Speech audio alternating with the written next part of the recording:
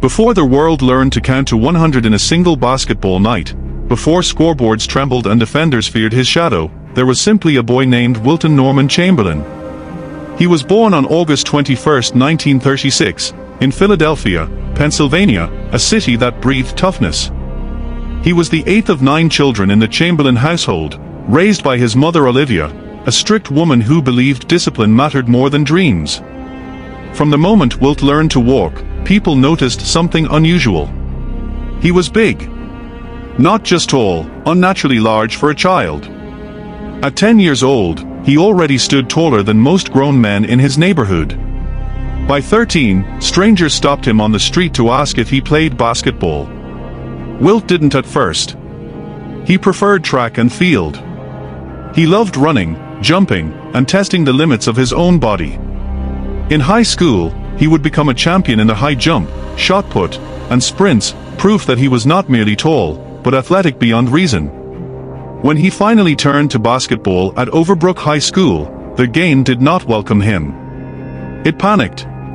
Defenders bounced off him like paper. Coaches argued with referees. Parents complained. Crowds came not to watch competition, but to witness destruction.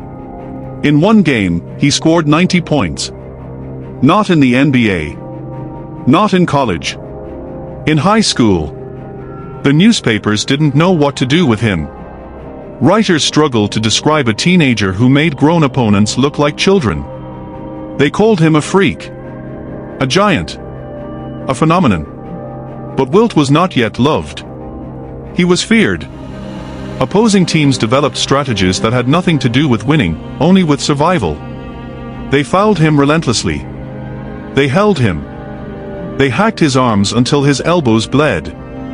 And still, he kept scoring. When he graduated high school, every major college wanted him. He chose the University of Kansas, hoping college would finally offer him competition. He was wrong. From the moment he stepped onto the court for Kansas, Wilt Chamberlain became a national event. Arenas sold out days in advance. Reporters followed the team everywhere. Radio announcers spoke his name like thunder. But the pressure was suffocating. Rules were bent because of him. The lane was widened to keep him away from the basket. Goaltending rules were enforced more strictly. Even inbound passes were changed, because Wilt could catch the ball and dunk it before defenders reacted. The game itself was reshaped to contain one man. Yet despite his dominance, controversy followed him. Critics said he was selfish. That he cared too much about scoring. That he didn't understand team basketball. Wilt heard every word. And it cut deeply. After leading Kansas to the NCAA championship game, he lost, not because he failed, but because basketball, for once, refused to bend completely. The loss haunted him. Shortly afterward, frustrated by college politics and scrutiny, Wilt left school early. He joined the Harlem Globetrotters, traveling the world, dazzling crowds with skill few believed possible from a man his size. He wasn't just dunking. He was passing. Spinning.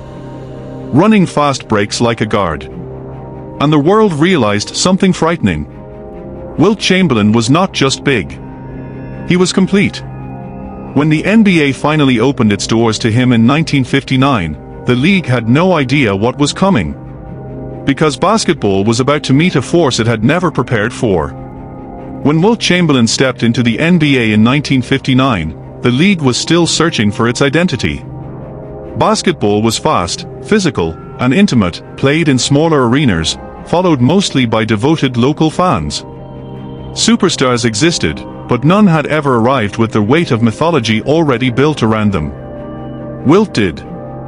From his very first game with the Philadelphia Warriors, it was clear the league had underestimated him. On opening night, he scored 43 points and grabbed 28 rebounds. The crowd sat in stunned silence before erupting. Veterans who had played professional basketball for a decade looked at one another in disbelief. No rookie was supposed to do this. No human was supposed to dominate grown men so easily. Night after night, Wilt overwhelmed the NBA. He scored from everywhere, drop steps, finger rolls, turnaround jumpers.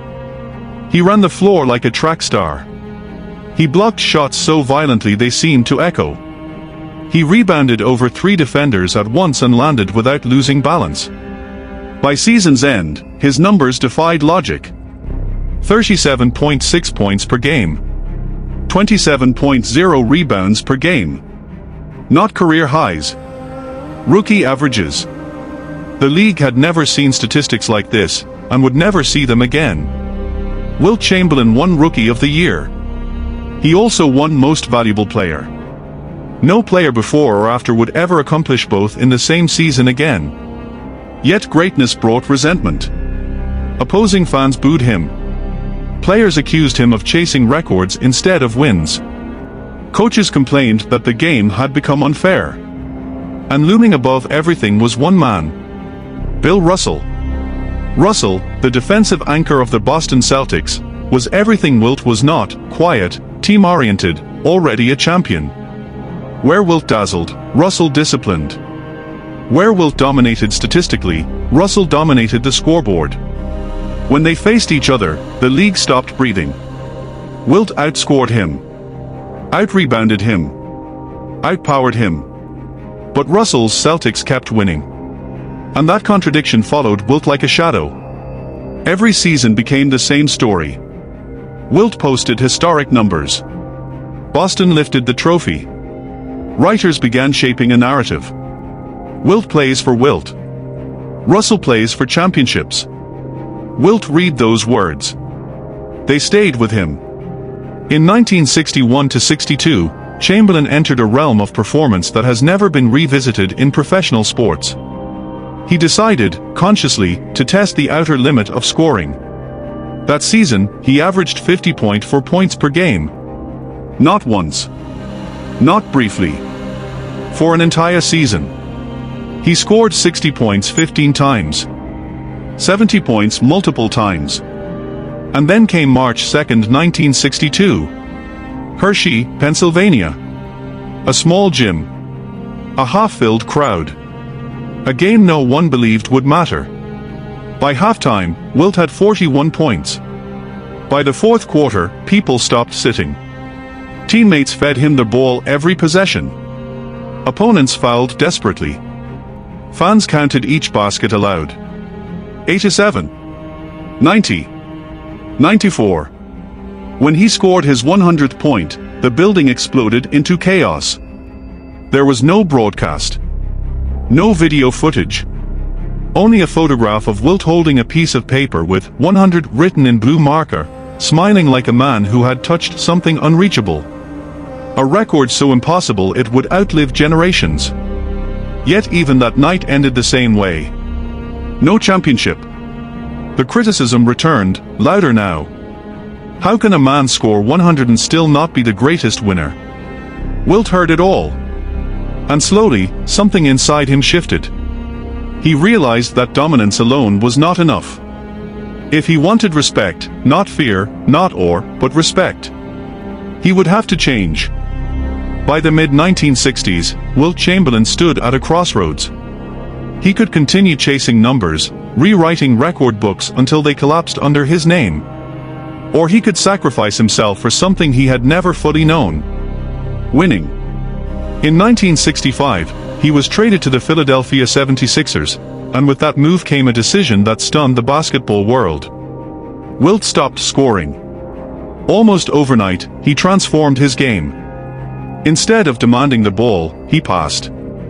Instead of hunting points, he anchored defense. Instead of trying to prove his greatness, he tried to prove his leadership. In one season, he averaged just 24 points, a massive drop by his standards, but nearly 8 assists, unheard of for a center. Critics didn't know how to respond. They had accused him of selfishness. Now he was accused of wasting his talent. But Wilt didn't care. Because in 1967, something happened that changed his life forever. The Philadelphia 76ers went 68-13, the best record in league history at the time. They defeated Bill Russell's Celtics, finally breaking Boston's stranglehold on the NBA. When the final buzzer sounded and confetti fell, Wilt Chamberlain collapsed into the arms of his teammates. He had done it. An NBA championship. Not through numbers. Through trust. For the first time, the world looked at him differently. Not as a stat machine, but as a champion. Yet greatness never rests. Later in his career, Wilt joined the Los Angeles Lakers, forming a legendary trio with Jerry West and Elgin Baylor. But fate tested him again. Injuries mounted. Baylor retired. Critics resurfaced.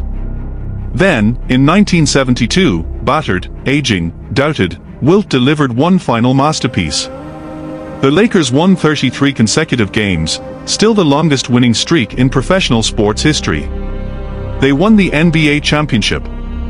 And Wilt, now focused almost entirely on defense and rebounding, anchored one of the greatest teams ever assembled. When he retired, his records were untouchable. 100-point game. 50-point season average. Most rebounds in NBA history. Most minutes per game in a season. Dozens of records that still stand today. But perhaps his greatest battle was never with Russell. Never with defenders. Never with the league. It was with expectation. After basketball, Wilt Chamberlain lived many lives. Actor. Author. Businessman. Cultural icon. He was larger than life, charismatic, confident, endlessly fascinating.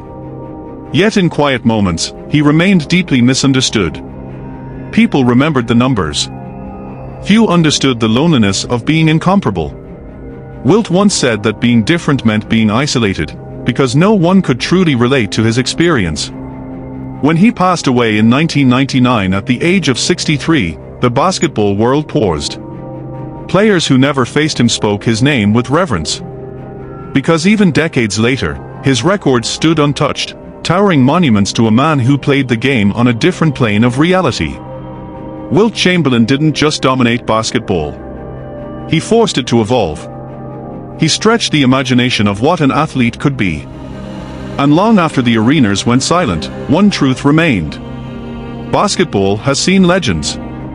But it has never seen another Wilt.